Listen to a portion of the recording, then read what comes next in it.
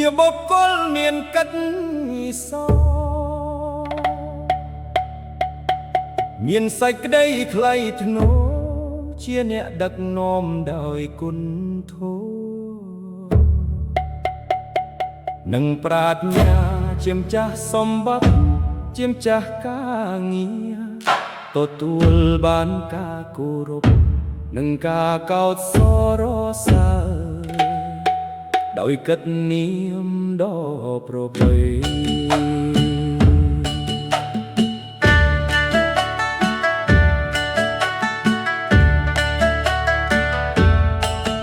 លោកម្ចាស់មានកិត្តិស័ក្តិខ្ពង់ខ្ពស់លើលោកាជាម្ចាស់ទ្រព្យសម្បត្តិរុងរឿងគ្រប់ទីសាជាម្ចាស់កា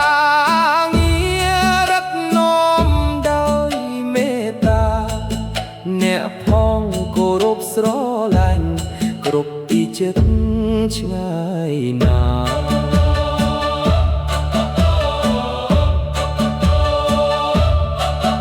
អំណាចប្រគុណធម៌ជាបារមីការអាពារកតេស័ព្ទដលបីលឺបាញ់សាយភាយគ្រប់នុគរាអ្នកមានសីលធម៌ជាទីគោរពសក្ការៈនាំសេចក្តីសុខសាន្តជូនប្រជាជនគ្រប់គ្នា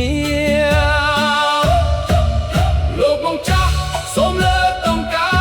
ងកិត្តិនាមថ្លៃថ្នូររុងរឿងសមនឹងសោកក្តី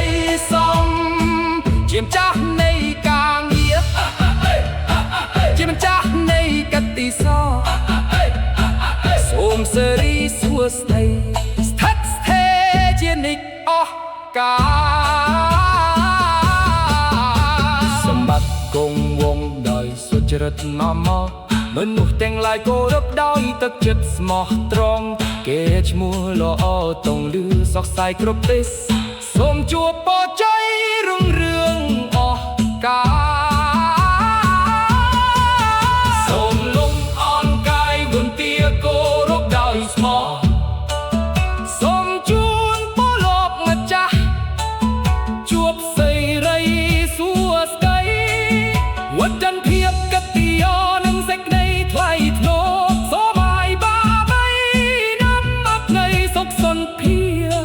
នឹងភាពរុងរឿងជានិច្ចចតរៀង